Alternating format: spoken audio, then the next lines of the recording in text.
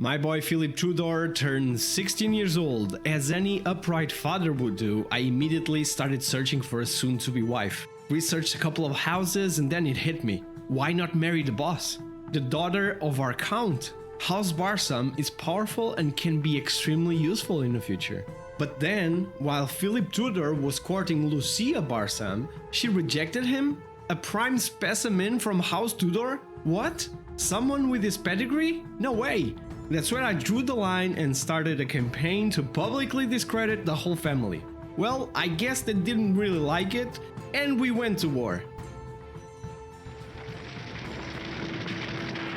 So what the hell is Great Houses of Calderia?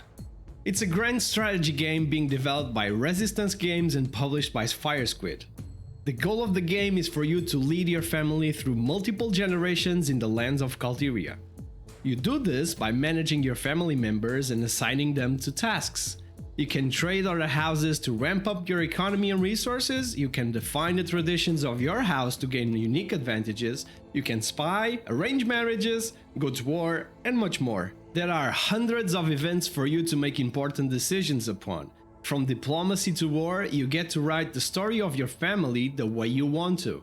Or at least you can try it, because some of the other houses will just not step aside and let you rule. Great Houses of Calderia is still under development with an ongoing closed beta and will be released in early access as a PC exclusive. You can find a Steam game link in the description below if you want to see it in further detail. Let's hope Philip doesn't do anything stupid while I'm here showcasing the game, because I've seen him watching his sister and we all know how that worked out back in the Renaissance days. Let's take a more in-depth look at how you actually play this game. First off, you start by creating your own family. I was torn between going all fancy with Medici or Borgia, you know, since we're rocking the Renaissance vibe here, but guess what? I went to the Tudors. Pick one of the available traditions, the head of your house. After that you get to design your family crest and colors, and ultimately the origin of your house, which grants you different perks. Once you're in the game, the first thing is to choose your own piece of land, a fiefdom. Now, each fiefdom comes with its own set of stats. Some grant you bonuses for your farmers or miners, while others might already have some extra buildings available from the get-go for you to use. This game is a political playground. It's all about managing relationship, not only between individual characters but also between the houses. When it comes to handling your fief, it's quite straightforward. You've got a set number of workers at your disposal and you gotta put them to work wisely. It's all about finding that sweet balance. Crops are crucial to feed your workers, but you'll need miners too in order to upgrade your buildings. And hey, did you know that workers do better when they've had a glass or two of wine? Yeah, you'll have to manage those vineyards and produce some wine too should you want to go down that path. It's like a delicate dance of priorities and strategy, and how you pull it off, that's totally up to you. Talking about your family members, they're not just bystanders in your fiefdom. They can and should actively get in on the management action too. You get to assign them as overlords to keep your workers in check. Depending on their individual stats and characteristics, your workers will be more productive, increasing resources output. But, and this is important, there's a catch. Their happiness might take a hit. And let's face it, unhappy workers aren't the most efficient ones. So, keeping their happiness high is a top priority, because that's the key to unlocking more and getting more workers to joining your fiefdom. A huge part of the game relies on making choices. There will be a lot of random events where a family member will take part and you'll be presented with choices. These events throw you some tough decisions, and the outcome depends on various factors like their relationships with the others, the dynamics between the houses, their unique traits, and of course, their skills in diplomacy, economy, intrigue, and military. When interacting with other houses in Calderia, you'll also have quite a nice number of different options. For starters, you can recruit spies to raise your intrigue level. Go all official with a court visit, have some free wine and a night out to build strong relationship with the other houses and their members, or go as far as declaring war to humiliate, vassalize, and even claim a title.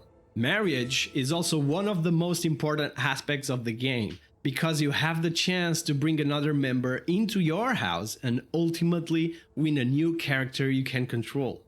Given that you found a good match, you were able to successfully court said person, and trust me, sometimes it's not as easy as it seems. There will be a time to arrange the wedding. This is an important ceremony where you get to choose whether your house will be hosting it or not. And when that happens, again, if successful, you'll get that person into your fold. That raises a social conflict. This part of the game is one of my favorites within the already big real strategy game, which is Great Houses of Calderia. Social conflict is a real-time board game. The first step is picking companions you want to use. These companions are unlocked and upgraded based on your buildings your fiefdom has. So managing your fiefdom wisely isn't just rewarding within its boundaries. It pays off big time in social conflict and other places too. Your companions have different stats, levels, and specialized bonuses against specific types of opponents. More importantly, they can also have special skills, like fast attack or refill. After the selection, you'll need to move them onto the board and clash head-to-head with the opponent pieces. The first player who can take over the opponent's spawning circles on the opposite side wins it all. There is much more to Great Houses of Calderia though. You have house traditions that you need to develop, and it will grant you further bonuses. You have deaths and births. You have the ranks of Calderia, where you get to compete with all of the other houses yearly to hold a title, which, once again, will grant you even more bonuses.